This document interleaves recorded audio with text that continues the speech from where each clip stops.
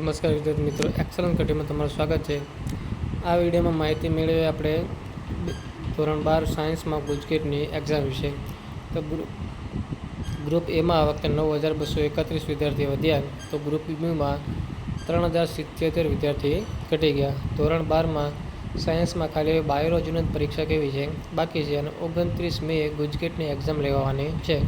રાજ્યમાં ગુજકેટના 1,35,875 પરીક્ષાર્થી આ વર્ષે 6,000 વિદ્યાર્થીઓ કેવા થયા છે ગુજકેટની એક્ઝામમાં વધારો થવા મળ્યો। ફિઝિક્સ, કેમિસ્ટ્રી, મેથ્સનો પેપર સરળ, સારી કોલેજમાં એન્જિનિયરિંગમાં મેરિટ કેવું રહેશે ઊંચું, કેમ કે પેપર કેવા હતા સહેલા, ખાલી બાયોલોજીનું પેપર બાકી છે અને ધોરણ 12 સાયન્સની બોર્ડની એક્ઝામ જેવી પૂરી થશે। રવિવારે 29 મે ગુજકેટનું પેપર લેવાનું છે। ગુજરાત માધ્યમિક અને ઉચ્ચતર માધ્યમિક શિક્ષણ બોર્ડની ધોરણ 12 સાયન્સમાં માત્ર બાયોલોજીનું પેપર કેવું છે બાકી અને વિદ્યાર્થીઓ રવિવારે લેવાનારી ગુજકેટની એક્ઝામની તૈયારીમાં લાગી ગયા છે।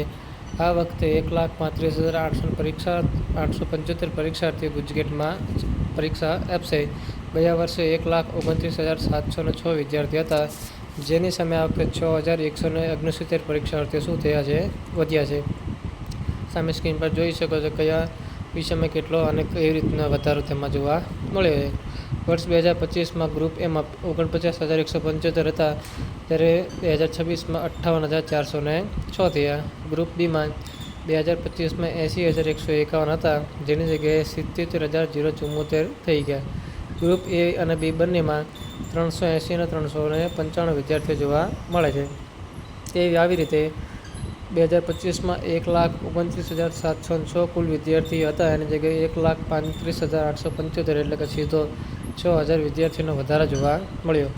ગુજકેટ આપવામાં આ વર્ષે ગુજરાતી કરતાં અંગ્રેજી માધ્યમમાં વિદ્યાર્થીઓ કેવા થયા છે વધારે। આ વર્ષે ગુજરાતી માધ્યમમાં ગુજકેટ આપનારની સંખ્યા 79,750, જ્યારે ગયા વર્ષે 78,614 હતી, એટલે કે ગુજરાતી માધ્યમમાં 1,136 વધ્યા અને અંગ્રેજી માધ્યમમાં 55,019 પરીક્ષાર્થીઓ છે, જેમાં 49,976 તો પહેલાંના હતા, એટલે 5,000નો સીધો વધારો ઇંગ્લિશ મીડિયમમાં જોવા મળ્યો। તેથી આ વિડીયો દરેક તમારા ધોરણ 12ના વિદ્યાર્થીઓ સુધી પહોંચાડી દો કે જેમને ખબર પડે ભાઈ 29 તારીખે ગુજકેટની એક્ઝામ છે અને ખાલી બાયોલોજીનું એક્ઝામ પેપર કેવું છે બાકી, અને આ વખતે એન્જિનિયરવાળા માટે ગુજકેટની એક્ઝામને આધારે મેરિટ કેવું રહેશે ઊંચું રહેશે। Thank you.